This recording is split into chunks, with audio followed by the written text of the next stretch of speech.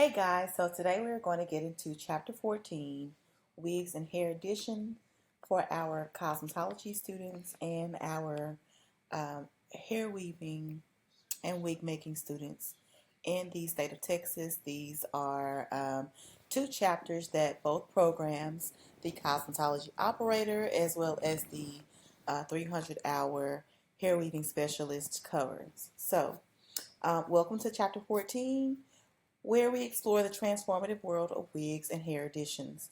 This comprehensive guide will equip cosmetology students with essential knowledge about different types of wigs, extension methods, proper application techniques, and maintenance procedures.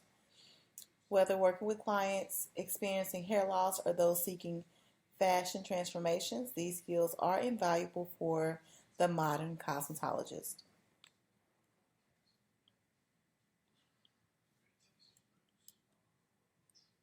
Okay. All right, so here are a few of our learning objectives for this chapter. So as far as number one, the purpose of study, we're going to explain why cosmetologists should study wigs and hair additions as a part of their professional training. Number two, consultation skills. We're going to list the key considerations for conducting effective hair addition consultations with clients. Number three, we're going to cover hair and fiber types and describe the different types of hair and fiber types used in the manufacturing of hair additions and wigs. Objective number four, we're going to cover extension methods. So, we're going to outline several different methods of attaching hair extensions and their pros and cons. Number five, knowledge about wigs. So we're going to describe different types of wigs and hair pieces and explain proper care techniques for each. And lastly, hair piece applications. We're going to cover several types of hair pieces and their specific uses for different client needs. So in terms of why study wigs and hair additions, in terms of our professional advantage, you want to be able to expand your service menu and revenue potential as a licensed cosmetologist or hair weaving specialist. You also want to be able to address the growing demand for clients who are going to need hair enhancement options. And this also positions you as a versatile full service stylist. In terms of client solutions, we will be able to solve the following problems for our clients. So, we're going to be able to provide options for clients that have medical hair loss. We're going to be able to create temporary style changes without chemical processing and also offer immediate solutions for thin hair or problem areas. In terms of meeting clients' needs through hair additions, so here are a few of the top three needs that we would definitely be able to address for our clients. So the first solution is a medical solution. So if you did not know, you can, as a cosmetologist, offer medical uh, cranial prosthesis for your clients. And with this particular medical solution, you'll be able to provide compassionate options for clients experiencing hair loss due to medical conditions like alopecia or cancer treatments. Fashion versatility is another need that we can meet for clients. We can create dramatic styles without commitment, allowing clients to experience length, volume, and color. And lastly, we can just help to build confidence. So we can help clients overcome any insecurities they may have related to thinning hair, balding areas, or natural texture challenges. So these are a few of the top three needs that we can meet for our clients with these hair extensions and hair additions. During your consultation, you want to discuss your client's goals, you want to assess their hair, and you also want to take that consultation as an opportunity to educate your clients. So, when you are discussing your client's hair goals, you want to make sure that you understand their desired look and expectations and also set realistic expectations for them.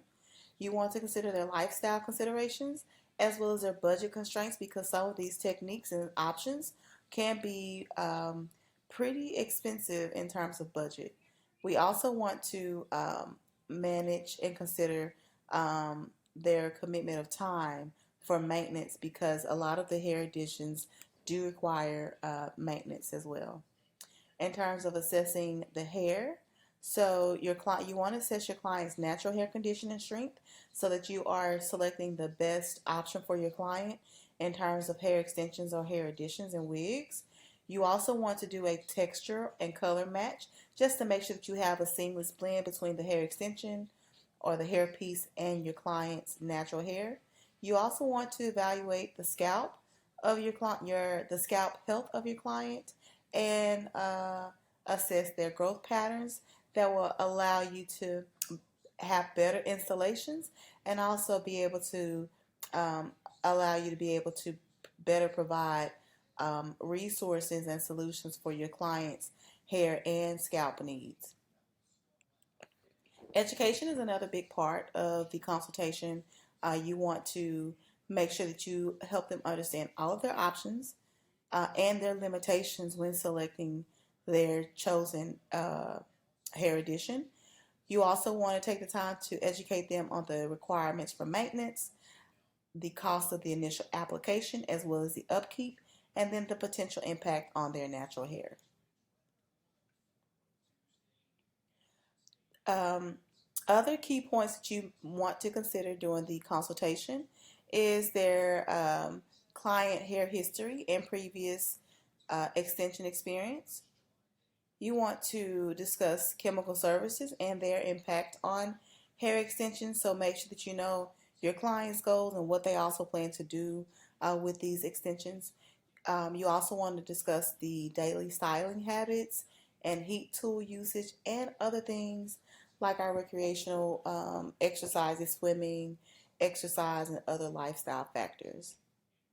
In terms of professional recommendations, always recommend the most suitable extension method based on the assessment and the consultation that you have with your clients. Also, provide them a realistic time frame for application and maintenance, product recommendations, and give them a written aftercare or home care instructions, as well as any warranty information if you are going to warrant or guarantee any of the hair extensions and hair addition services that you are providing for your clients.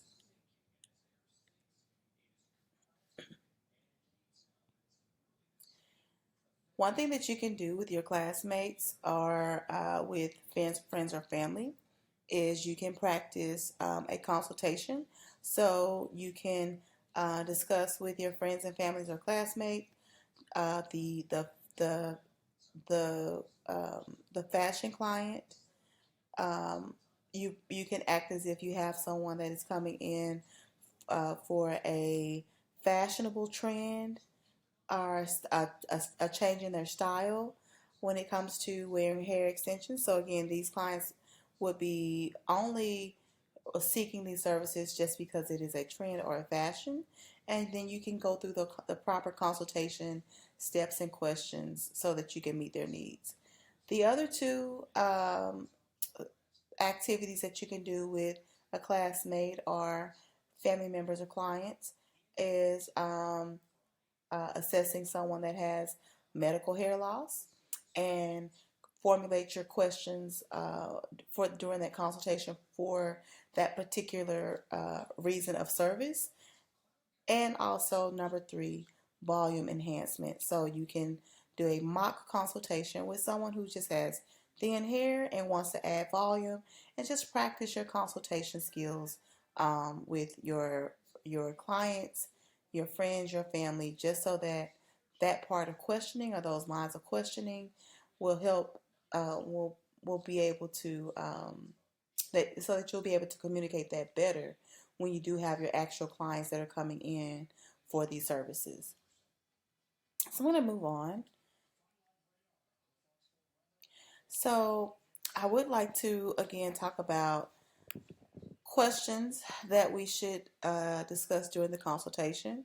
And again, these can be mock consultations that you do with your classmates, friends, families, or clients just to help you gain that experience, but you always want to talk about or discuss your client's hair history and previous extension experience. You want to discuss their natural hair condition, their density, and their scalp health assessment, their lifestyle and their exercise habits and swimming frequency. You want to discuss their budget. You also, in terms of budget, you want to discuss the initial budget as well as the budget for maintenance. You also want to discuss styling habits and heat tool usage and their desired final look and longevity expectations. Remember, always set realistic expectations for your clients and consult and take as much guesswork out of the process as you can. Hair addition and wig fibers. So, understanding fiber types and fiber categories. So, the quality, appearance, and durability of wigs and hair additions depends significantly on the type of fiber that is used in their construction. Each fiber offers different benefits, limitations, and price points.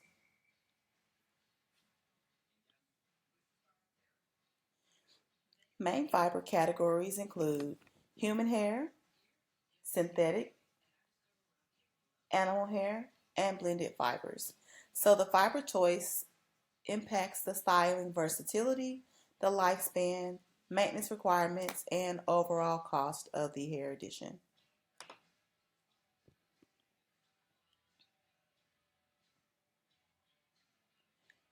Let's break down human hair. So, human hair characteristics are going to include looking the most natural and feeling the most natural. Definitely heat styleable so that you can apply heat to human hair. It can be colored, but with caution. Human hair also has a longer lifespan with proper care. It does require more maintenance and it is more expensive than your synthetic options. There are different grades of human hair. So, the first grade that we're going to discuss is virgin hair. Virgin hair means that it has never been chemically processed. Remy hair, you may have heard the term Remy. And excuse this picture, I should have made my adjustment. I didn't realize that we can't see her full face, but nonetheless, Remy hair. Anytime you see Remy, Remy means that the cuticles are all aligned in the same direction. You definitely would prefer that over non-Remy hair. Whenever the cuticles are all going in the same direction, it's going to be a better quality hair. You're going to have less tangling, less matting, and you're going to have more of a refined look. Non-Remy hair is usually more in what am I trying to say? It is a least expensive option because the cuticles are going in mixed directions. So the hair is going to tend to look tangled, frizzy, a little bit harder to keep intact or looking fresh throughout the day. Other types of human hair, if it's processed hair, it has been chemically treated in some way or fashion. Um, Meaning, I want to break this down because a lot of times people purchase hair extensions and they'll have these different wave patterns, but I want to let you guys know that all these different wave patterns that do come with these hair extensions, that hair has been chemically processed. Okay, all right. And then double drawn. Double drawn hair means that it has a consistent length throughout from the weft all the way to the hair end. So these are some key terms that you may want to be familiar with when it comes to human hair. So we're going to break Remy hair down a little bit better. Like I was mentioning, Remy hair is going to be your your premium quality human hair where all the cuticles are preserved and aligned in the same direction from root to tip. And this just ensures minimal tangling and matting, natural light reflection and shine. You're going to have a smoother texture and movement and also a longer lifespan than non-Remy hair. Turned hair is human hair where strands are manually turned to align cuticles in the same direction. creating better manageability than non-aligned hair, improved smoothness, reduced friction, less tangling, and more affordable alternative to true roomy hair. So these are the two terms you want to consider um, and be familiar with. Some human hair comes in a cuticle free format. So cuticle free hair undergoes an acid bath, which strips away the cuticle layer. Then it's coated with a silicone to create a smooth surface. So advantages of cuticle free hair. Initially, it's going to be smooth and tangle resistant. It's going to be less expensive. Okay, better for the budget. You're going to have a consistent texture throughout, and it's also available in a wide range of colors. The limitations with cuticle free hair, the silicone coating does wash away over time. So that means that over time, the hair is going to not be as manageable. You may find that you are going to have more tangles or matting over time. It also becomes dry and prone to tangling because that cuticle has been removed. And then it's more susceptible to damage, and it also has a shorter lifespan than Remy hair or turned hair, which means intact cuticle hair. Now let's get into the synthetic options. So Kanekalon is a popular, common fiber that is used in our synthetic wigs and hair pieces, also braids. So what Kanekalon does is it mimics a human hair texture, and it's natural looking. It has a natural looking shine and movement. There are some pre-styled options that hold their shape.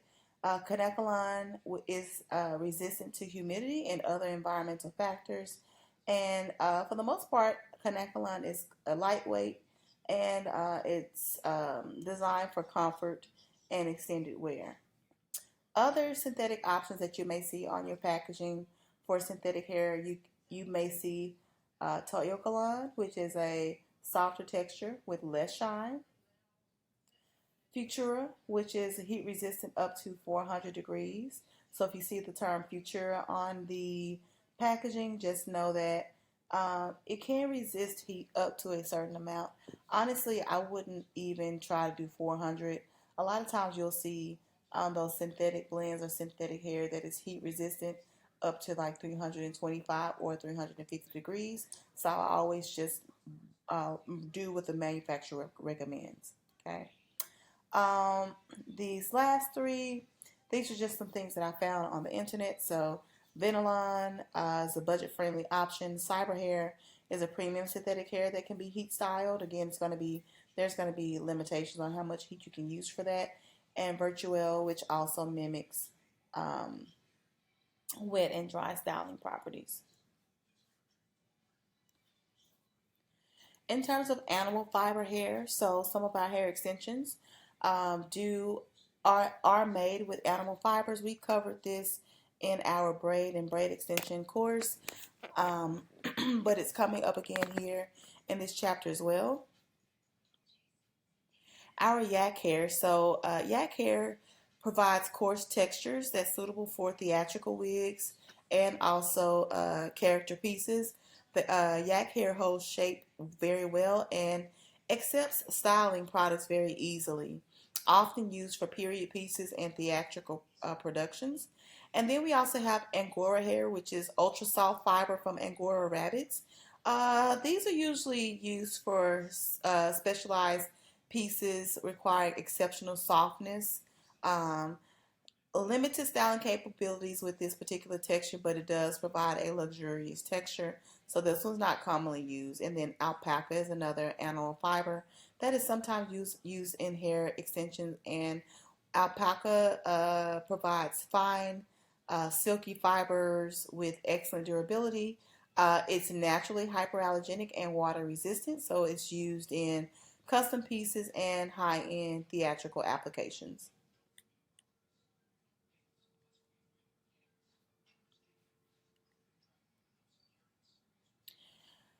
As far as methods of our hair extensions, and again, I need to adjust our photos here. I didn't realize that they were cut off. But hair extensions can be applied in various techniques, each with its own sets of advantages, limitations, and ideal applications.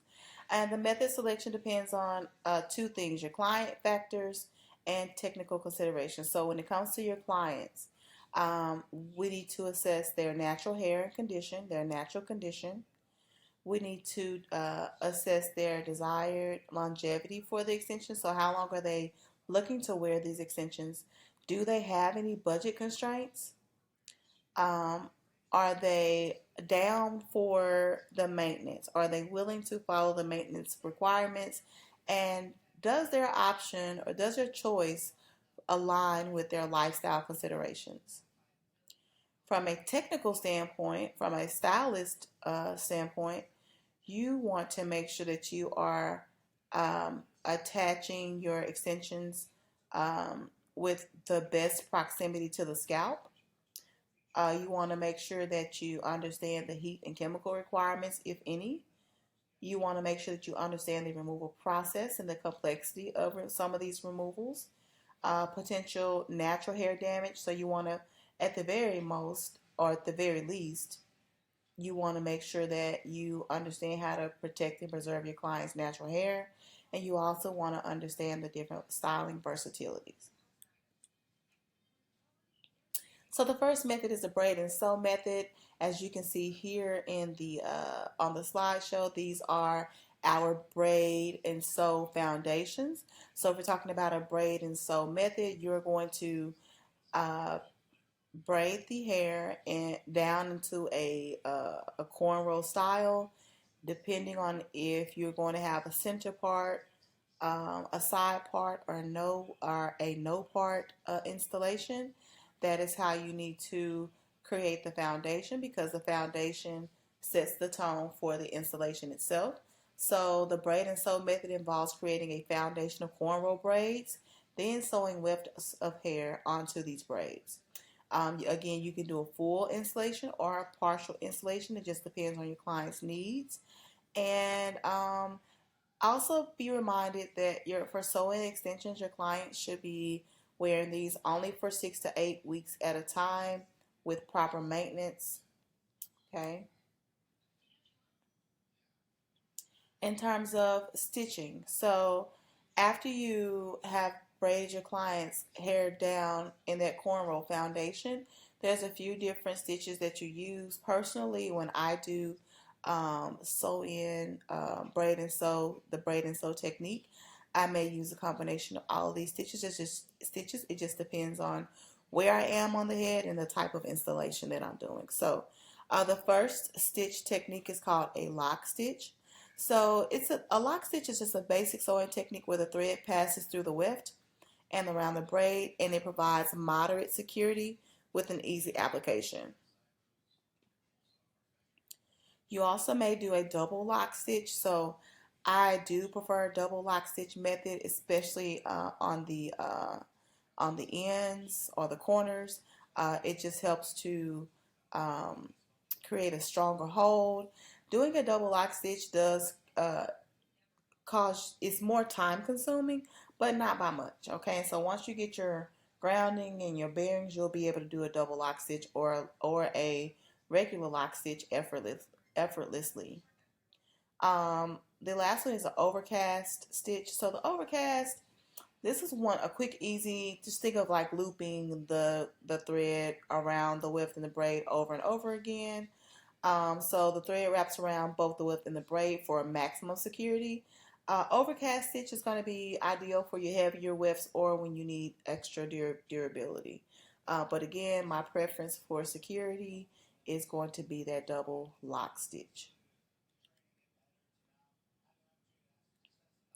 So as far as a few pros and cons, I did not realize that this was so short. So some of the advantages of the braid and sew method, there's no adhesive or heat required other than for the leave out. There's going to be minimal damage to the natural hair. It lasts 6 to 8 weeks. It's secure for active lifestyles, so people that work out, or pretty active in their life, this is a great option for them. And with this method, you can add significant length or volume, and your natural hair can grow underneath. So it's definitely healthy. Some of the disadvantages is this application can be time consuming. It can take anywhere from 2 to 6 hours. Um, Also, you want to be mindful of braiding too tight because you don't want to cause any extra tension or discomfort to your clients. You also will have limited styling at attachment points, so just keep that in mind. And also discuss during the consultation what all your client would like to do with their hair. It does require professional removal. I always recommend that you, at the very least, have your clients to come in for you to remove it so that they are not potentially damaging their hair or cutting their hair. Sew-ins are also not the best for anyone that has very fine hair or very thin hair. And to wash them, these can be pretty difficult because you have that cornrow foundation on bottom and then you have the hair extensions on top. So again, you want to make sure that your clients are taking these out or removing these every 6 to 8 weeks.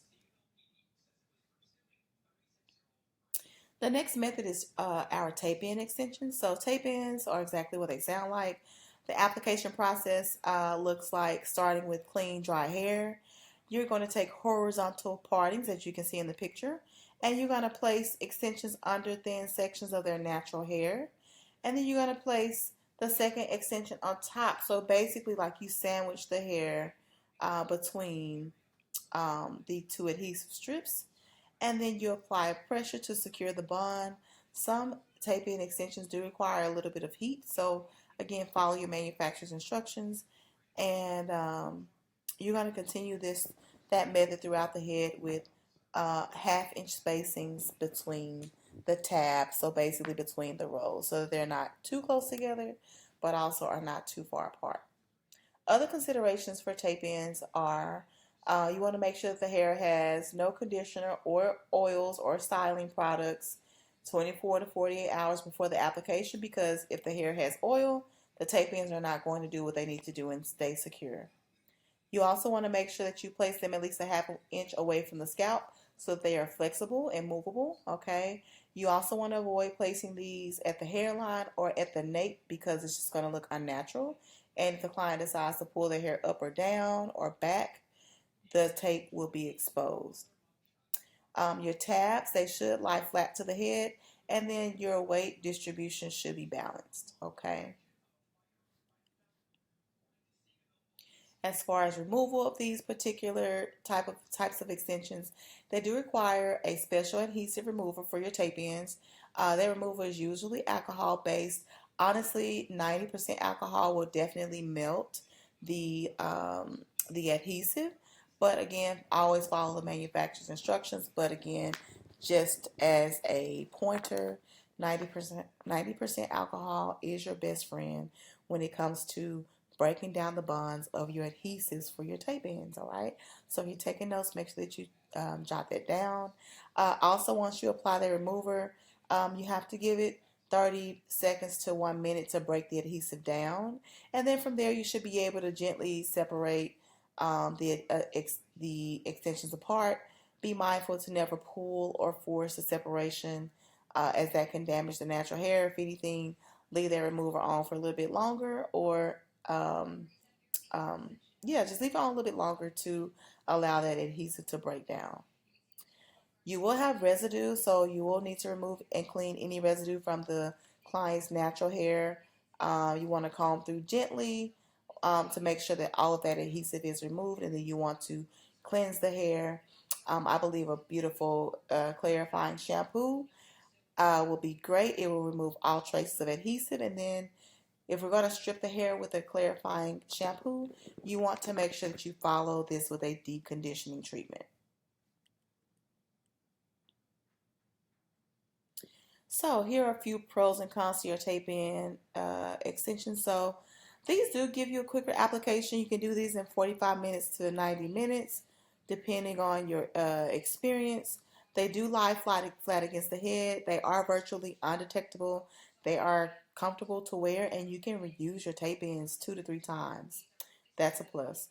They're gentle on the natural hair with proper care, and again, they will last 6 to 8 weeks before needing adjustment. A few of the disadvantages to tape ins is your clients are not going to be able to use certain styling products or oil based products. These are not ideal for anyone who is active or heavy sweaters. It does require professional removal. You want to make sure, again, that your clients know to come back to you to get them removed at all times just to preserve the health of their hair. And you want to have your clients to limit the use of conditioners near the root of their hair because, again, it will affect the tape and the adhesion of the tape. Also, certain hairstyles may expose the tape, so there are going to be certain ways that you can't wear your hair if you're going to wear your tape ends. And these are also not recommended for anyone that has fine or extremely thin hair because you, the tape ends or the extensions may be more visible as opposed to undetectable.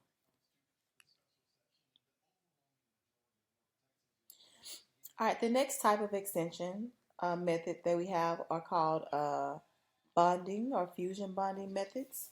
Okay, what we usually do with our fusion bonding is we separate the hair into small sections of hair. Usually they're about a quarter of an inch to half of an inch um, um, subsections.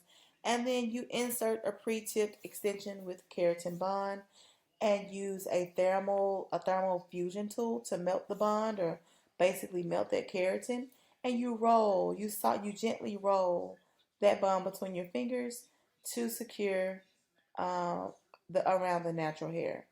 You also want to allow it to cool and harden up, and you're going to repeat that throughout the head with a half an inch between the bonds. So there are a few different ways. Not every fusion has to be melted into the hair, to say the least.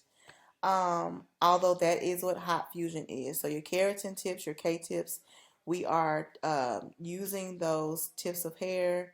We're using a special tool to melt that keratin and gently rolling that keratin into a finer attachment, and and that is what makes them more undetectable.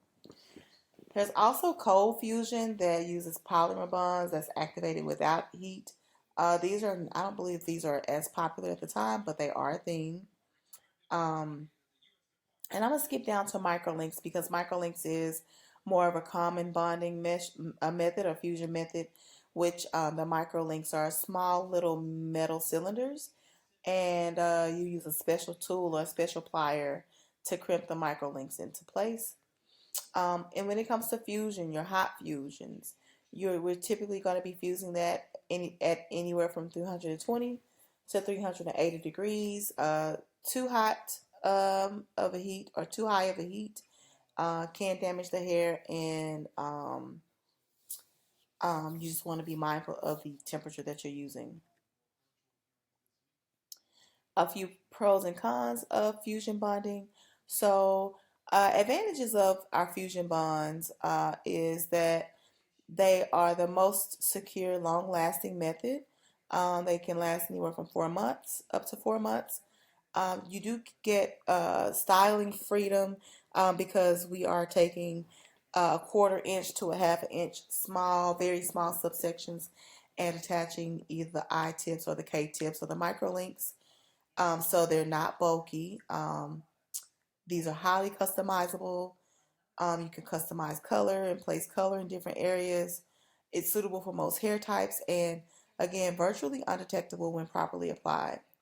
A few of the disadvantages, though, is it's very time consuming. These methods can be time consuming.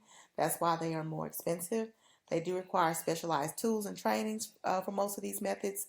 A lot of times they cannot be reused after removal. It depends on the type of uh, extension, but if we're talking about I tips and K tips, those cannot be reused.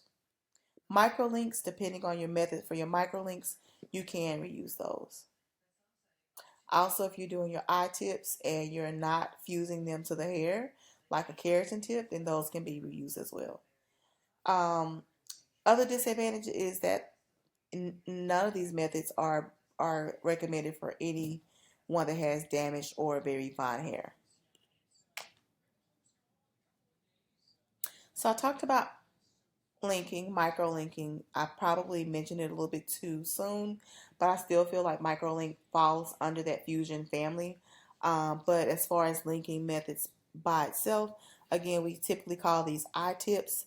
And as you can see in the pictures, there's a special tool that's your threader for the microlinks. Your microlinks are usually made of small copper beads that are lined with silicone to make it easier and safer for the hair and the attachment.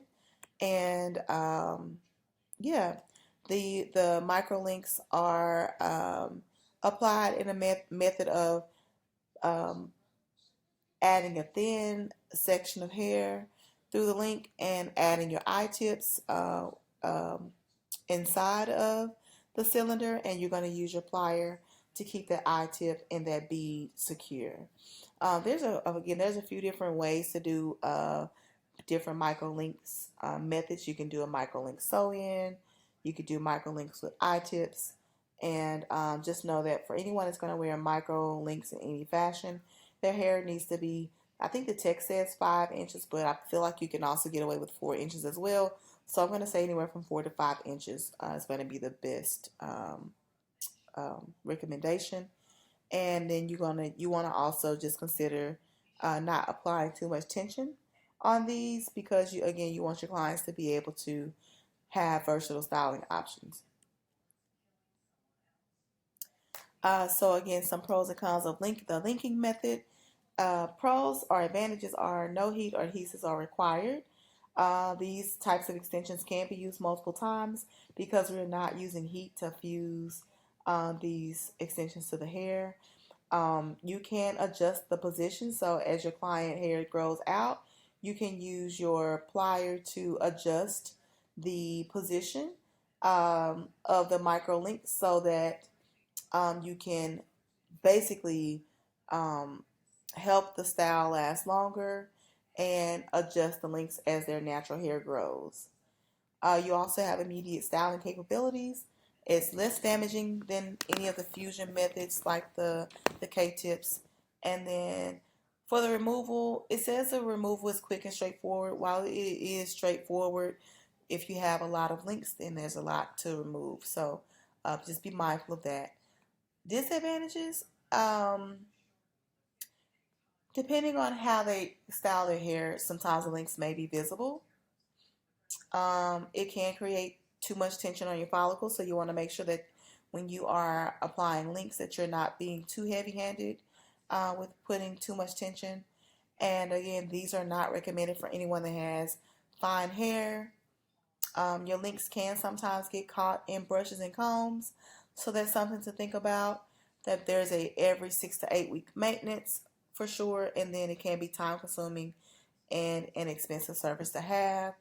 And then again, you want to avoid getting hair color or lightening products on these copper cylinders at any time, because metals do not they're not compatible with our chemical services like hair color and lightening products. In terms of aftercare instructions, so you want to make sure that your clients understand the daily maintenance, brushing their extensions gently from the ends to the roots, using their fingers to separate the attachments when necessary. You want to remind them to secure their hair in a loose braid before sleeping, avoid any oil-based products near the attachment points, and minimize excessive heat styling so that they are not faced with any kind of excessive heat damage. In terms of shampooing, you want them to use sulfate-free, extension-safe products. If they're going to shampoo themselves, or if you're going to be shampooing for them, always wash in a downward motion, never in a circular motion, because you don't want that hair to tangle or commingle. You also want to avoid direct water pressure on attachment points. This is per theory, because I definitely would say to shampoo the entire scalp, the foundation, the hair, everything. You do want to apply conditioner, especially if you are if these are human hair extensions that we are installing, and gently squeeze any excess water out. So just be mindful never to rub or twist the hair um, to get rid of excess water. In terms of professional maintenance, you want to make sure that your clients are scheduled every 4 to 8 weeks, and you want to have the extensions removed professionally at the end of that cycle. You also want to allow time for natural hair recovery between applications. I know some clients may not want to hear this, but I always recommend give them the best recommendations for the health of their hair and scalp. And you want to make sure that they are consulting with you before any kind of chemical treatments and to address any issues immediately, such as slippage, tangling, etc.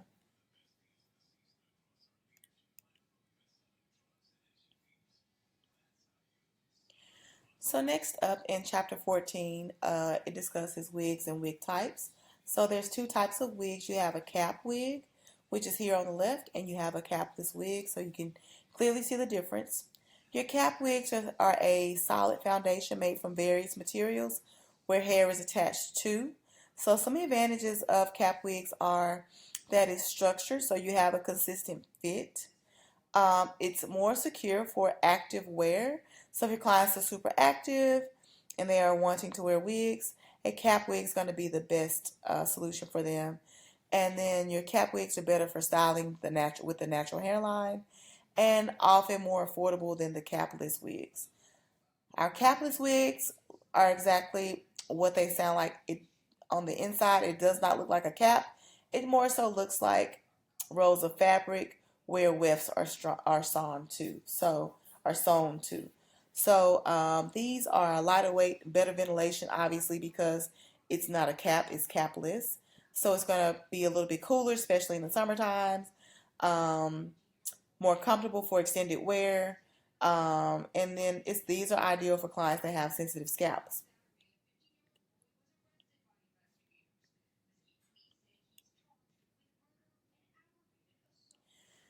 Some of your wigs are also going to, they can be either hand tied wigs or machine made wigs. I'm going to let you know your hand tied wigs are going to be more expensive. When you look at your hand tied wigs, you are not going to be able to see any wefts whatsoever. All of the hair has been knotted, interlocked onto that netting to create the wig itself. These are going to be your most natural looking wigs, most versatile styling, and natural hair directions. These are going to be extremely lightweight, undetectable hairline and parts, and then again, they're going to be significantly higher in cost because hand-tied wigs have no wefts. It is just loose hairs that have been hand-tied on to the fine mesh cap. They call this method here wig ventilation. Okay. And then you have your machine made wigs, easier and quicker to make. They are heavier, less breathable. You also have less styling versatility. Um, they're typically more dense, so they typically have more hair than your hand tied wigs. And so, with all of that being said, these are going to be more affordable than your hand tied options because they're machine made. Tools and supplies that you'll need for wig making: a wig block, a canvas block, tripod stand, and T-pins. Your T-pins holds your wig secure while you're making them or customizing them. Your tripod stand holds your wig block, and your wig block is what you're using as your work surface. Other supplies: liquid adhesive, depending on if you're going to be doing a lace wig. You may have to use liquid adhesive to secure your long-term wig application.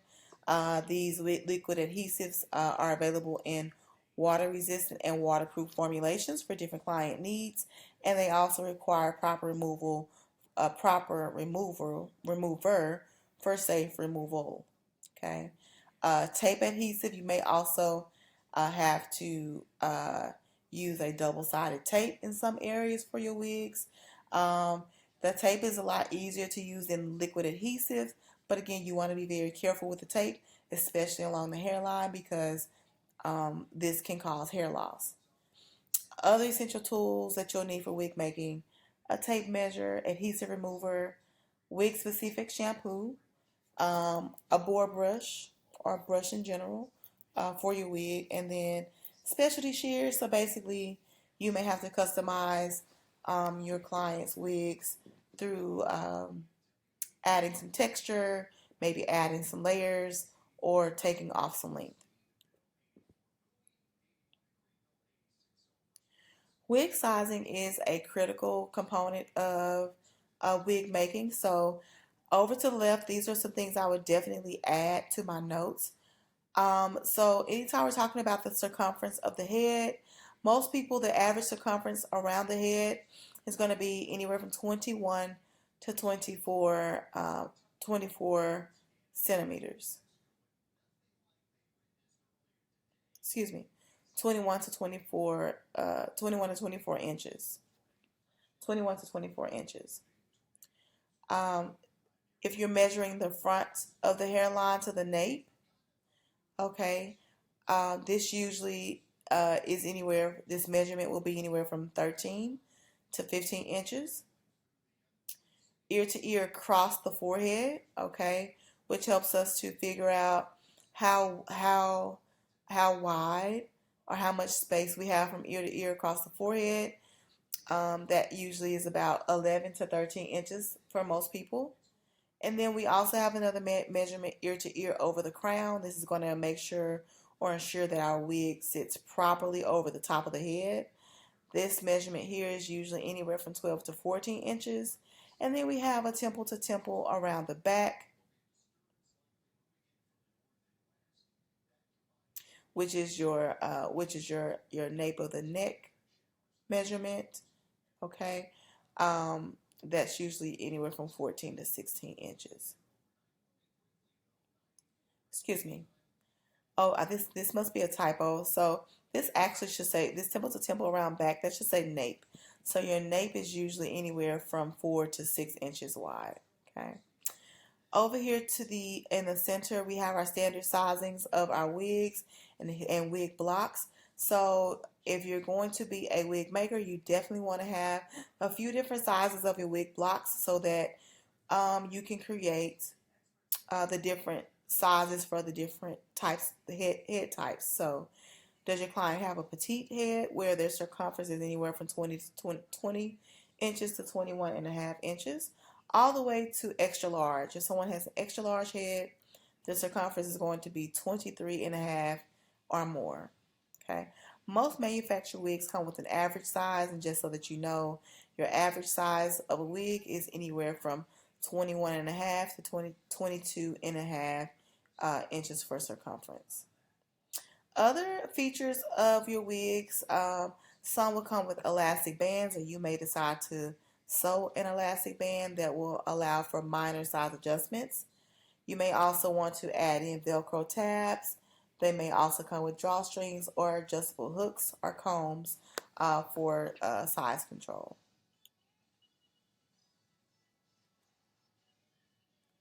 As far as placements, wig placements, you want to make sure that you are preparing the natural hair.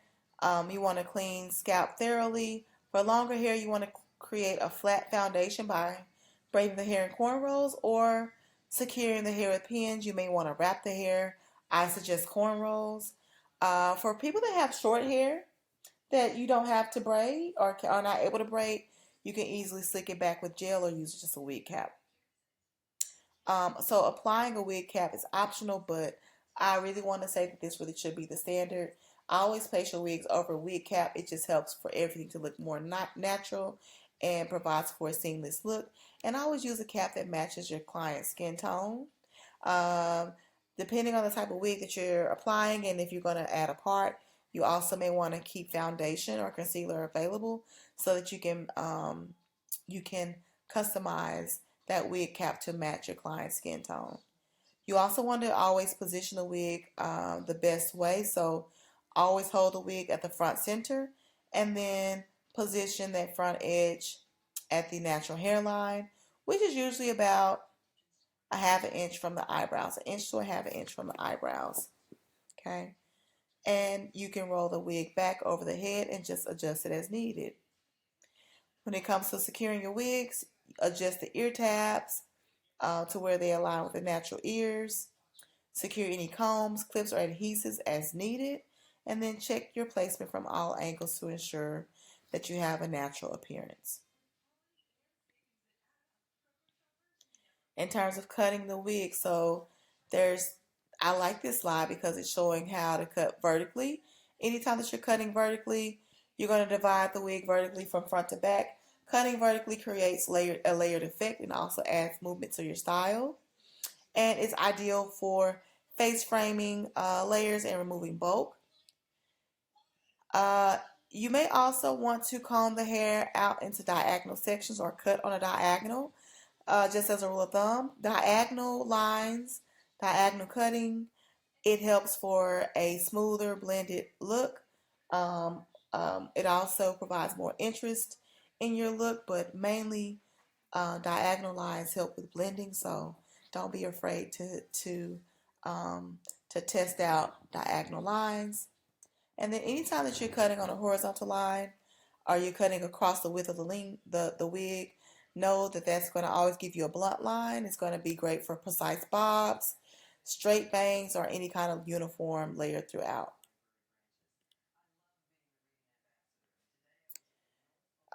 There's also 6 steps to cutting your wigs, wet or dry. So always secure your wig. Initial shaping. Do your initial shaping dry so that you can establish the preliminary outline and length with dry cutting. That helps you to focus on the overall shape and remove any excess length that you don't need. And then if the wig is human hair, you can dampen it as you cut, and that's going to just help you to to cut with more precision. Section and refine your wigs or your sections. Um, Create clean sections using clips, and you can work methodically from the nape to the crown, then to the sides and the top to maintain consistent tension while cutting. And if you need to texturize your wigs, which sometimes we have to come in and texturize, you can do that with your texturizing or thinning shears to remove any bulking areas or to create natural movement. Okay, so always start out being conservative. You can remove more, but you cannot add back. So anytime that you're approaching cutting your wigs, you want to be intentional with your cutting and just make sure that you are not moving too fast and taking your time, because again, you can always cut more, but you cannot put back more hair. And then do your final check once you dry it. Um, Once your wig is dry completely, you want to check for evenness and balance, and then make any final adjustments at that point. As far as wig care guidelines, so for human hair wigs, they should be shampooed every 15 to 20 wears or when you have product buildup, whichever comes first. You want to use a gentle sulfate-free shampoo. You want to condition thoroughly but avoid the roots. Air dry on your wig stand. Theory says never use a blow dryer on high heat. I don't recommend that, but you can put your wigs under a dryer or in a wig dryer if needed. And then you can also store your wigs on a stand and keep them protected or covered from dust. That's something that you can recommend to your clients that are those clients that have multiple wigs or wear them or have a collection of wigs basically. Synthetic wigs. So synthetic wigs are a little bit special. You have to use specialized products for them because they are synthetic. So only use synthetic based products for them. Never use heat. You gotta air dry your synthetic wigs, and guess what? Fabric softener sprays. Fabric softener spray reduces static in synthetic. Now, don't try that on human hair. But yes, fabric softener spray will reduce static on synthetic hair, and keep a wide tooth detangling comb. Start at the ends and work towards the root for your synthetic wigs. just like you would if you were working on a human wig. We always comb from the ends to the scalp or ends to the root.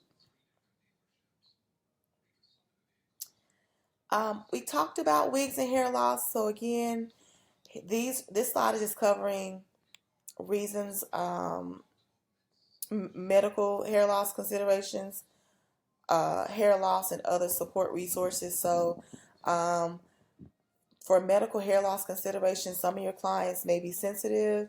They may have scalp sensitivities and require sensitive special cap materials. For your clients that are experiencing medical hair loss, you want to avoid adhesives if the client is undergoing any kind of treatment. You also want to consider lightweight options. Recommend lace tops for a natural appearance, and also just simply provide emotional support during the consultation. If your client is considering a wig selection for hair loss, then you just want to simply suggest styles that is similar to the client's natural hair, just for that easier transition. You may also consider multiple wigs for style variation.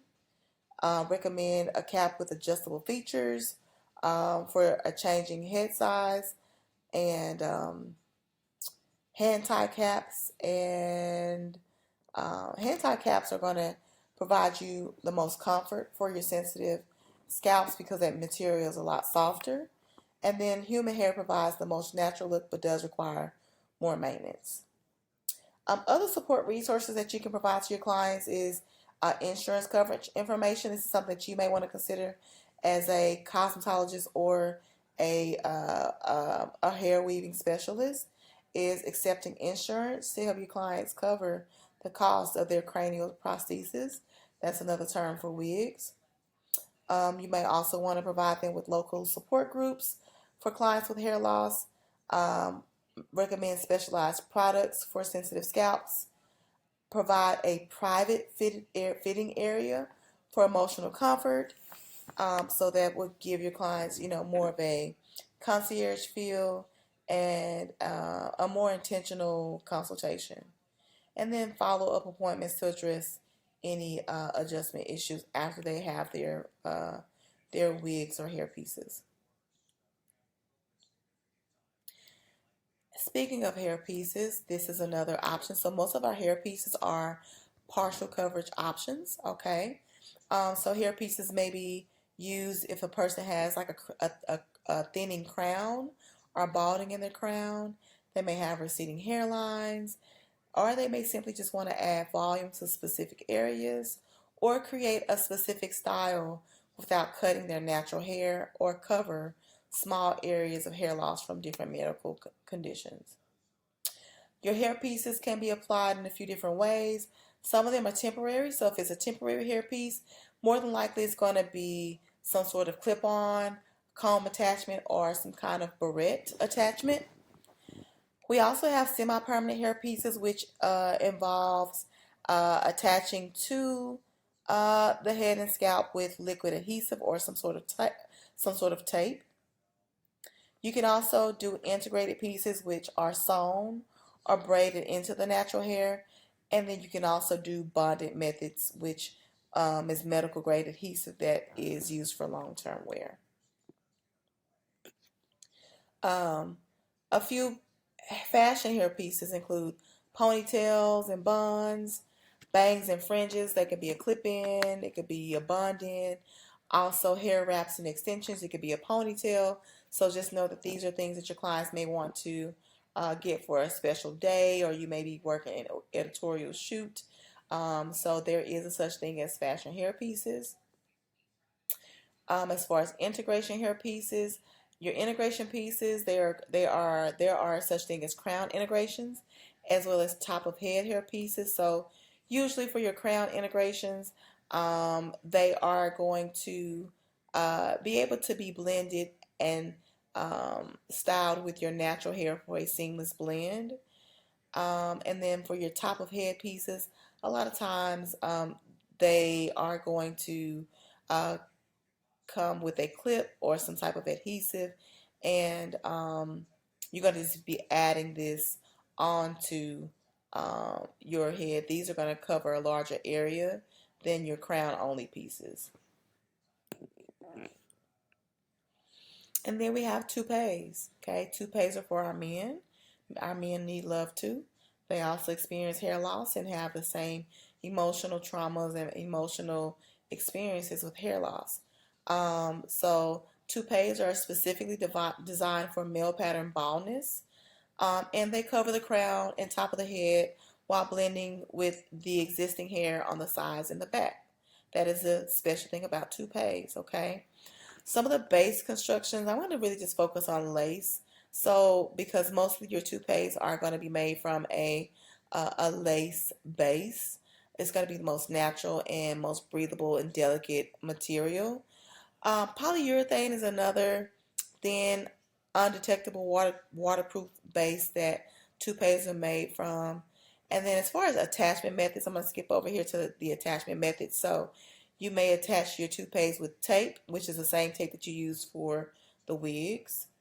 Liquid adhesives, again, which is the same adhesive that is used for wigs, lasting 1 to 4 weeks. Some are able to be applied with clips. I have not found very many toupees that come with clips, but I have come across ones that have a vacuum fit. So basically, once you apply the toupee, it creates a suction on the scalp just for longer wear and more security. In terms of maintenance needs, every 2 to 4 weeks is the time for maintenance. And then as far as replacements, these should be replaced every 3 to 6 months, depending on the wear. Okay.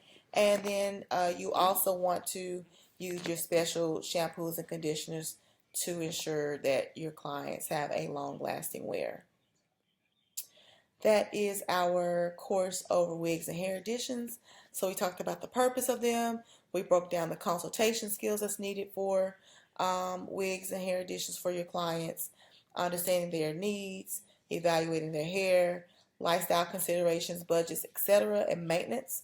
We talked about the various hairs and fiber types, extension methods, wig knowledge, meaning your types of wigs, caps versus capless, hand-tied wigs versus machine-made wigs, and then we broke down the different hairpiece applications, so your ponytails and your bangs, as well as your toupees that are specifically designed for male pattern baldness. I hope that you've enjoyed this breakdown of chapter, I believe this is chapter 14, Wigs and Hair Additions, and we will see you soon. Have a great day.